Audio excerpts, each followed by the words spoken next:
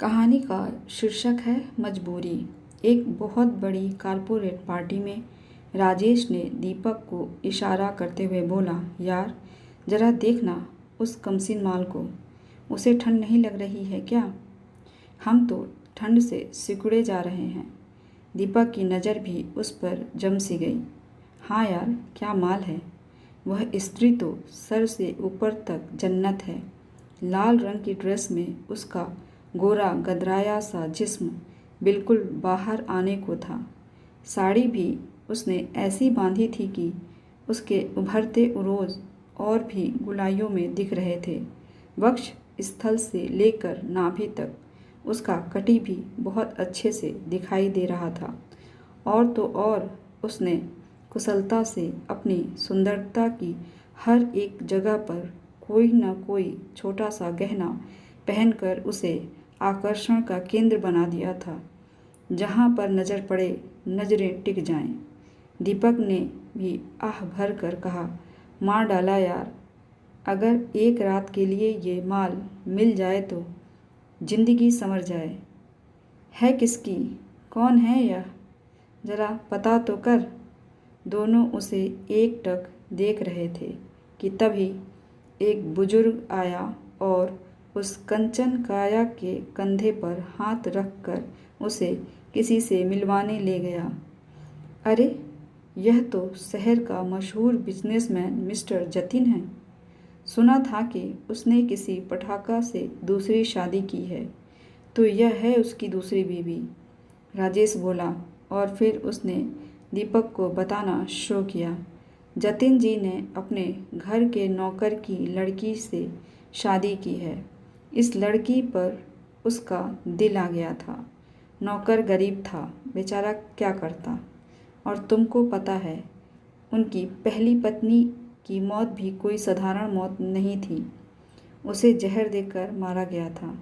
सच, यह शरीर का आकर्षण क्या ना करवाए।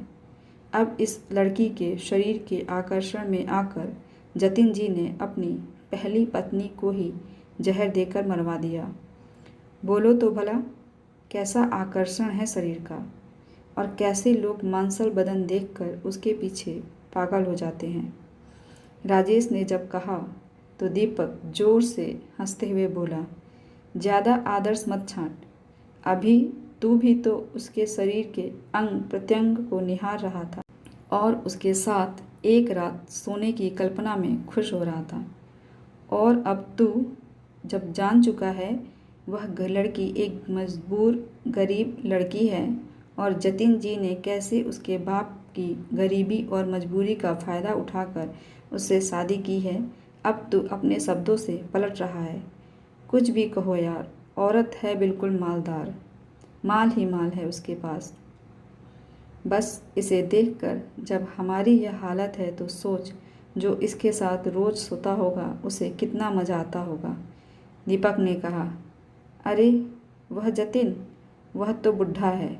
वह इस जवान जिस्म की प्यास क्या बुझाएगा। ज़रा सोचो, इसे सर्दी क्यों नहीं लगती।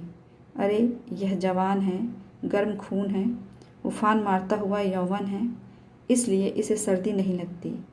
उस बुढ़े के साथ बेचारी किस मजबूरी में रहती है और पता नहीं अपनी रातें कैसे गुजारती होगी। अचानक दीपक गंभीर हो गया तो दिनेश उसकी चेहरे की तरफ देखकर बोला, देख यार, अब तू ज़्यादा बातें मत बना। एक तरफ तू कहता है कि इसके जवान जिस्म के साथ खेलने में मज़ा आएगा और दूसरी तरफ तू उस लड़की पर तरस खा रहा है। आखिर तू कहना क्या चाहता है मेरे भाई? मैं यह कहना चाहता हूँ कि चाहे औरत हो या मर्द, हर किसी के जिस्म की प्यास होती है। अपने अपने जिस्म की एक मांग होती है। अब जवानी में किसी बुढ़े के साथ रहना पड़ जाए तो उसे तकलीफ़ तो होती ही होगी ना। जिस्म की अलग अलग भाषा होती है और जिस्म की अलग एक मांग होती है। वह भला या बुढ़ा जतिन क्या समझेगा। वह तो अपने बिजनेस में अपनी पोजीशन बढ़ाने के बारे में सोचता होगा और वह कंचन काया अपने शरीर की मांग से बेबस रात भर तड़पती होगी। दीपक की बातों से राजेश भी एक पल को सोच में पड़ गया। उसने तो ऐसे कभी सोचा ही नहीं था कि कोई स्त्री अपने शरीर की मांग को लेकर भी परेशान और मजबूर हो सकती है, और तभी उसने दिखावा करके ऐसे कपड़े पहने हैं। या फिर क्या पता उसे ऐसे कपड़े पहनने के लिए जतिन जी ने मजबूर किया हो।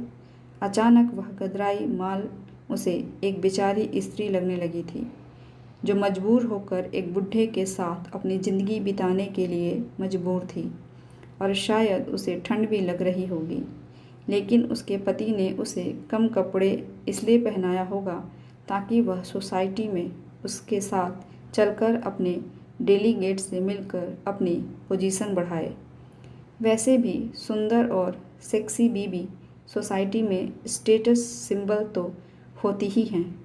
राजेश ने दीपक की तरफ देखते हुए कहा, यार उस औरत की तो ज़िंदगी और उसकी रंगीन रातों के बारे में मैं सोच रहा था, लेकिन इस बुढ़े के साथ मजबूरी में उसकी ज़िंदगी क्या ही रंगीन होगी, उल्टे उसकी ज़िंदगी बदरंग हो गई होगी। सही कह रहा है तू राजेश।